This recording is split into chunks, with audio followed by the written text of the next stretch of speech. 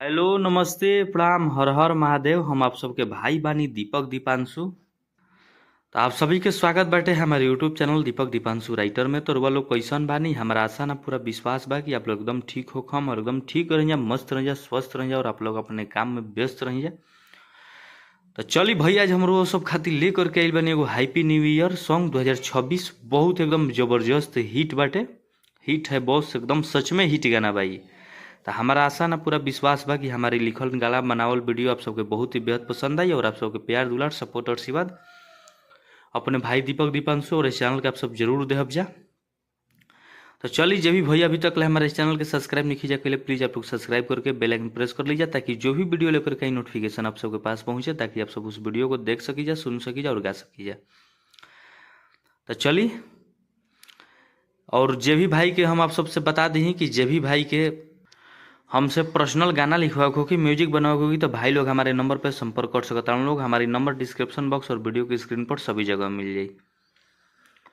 तो चलिए, आप सबके बताते हैं कि तर्ज बटे प्रशासन नमवा ध देबू तो छुई ना प्रशासन नहीं जानू। टुनटुन यादव भैया के धुन पर ही गाना लेकर के आइल बनी। बहुत एकदम जबरदस्त न्यू ईयर के गाना बाटे, नया साल के हो 2026। एकदम सच में हिट बाटे। बहुत एकदम जबरदस्त गाना बा। लड़का लड़की के एकदम बोल कुछ अलग ही बा। बहुत एकदम जबरदस्त लाइन लिखले बानी। तो चलिए, आप सबके ज़्यादा समय ना लेते हुए मुखड़ा के डमी कही के सुनावत बानी। पहले लड़की के लाइन बाटे। लड़की कहताड़ी, अरे किया गोइल 2026 हो, कैसे तू कर बविस हो। अरे किया गोइल 2026 हो, कैसे तू कर बविस हो। कि मन में बाटे राज जवान बोलाए जानू। तो लइका कहताने, अरे कि कुछ अलगे बा सरप्राइज तू खोलाए जानू। तो हैप्पी न्यू ईयर बोलतानी सेम टू यू बोलाए जानू।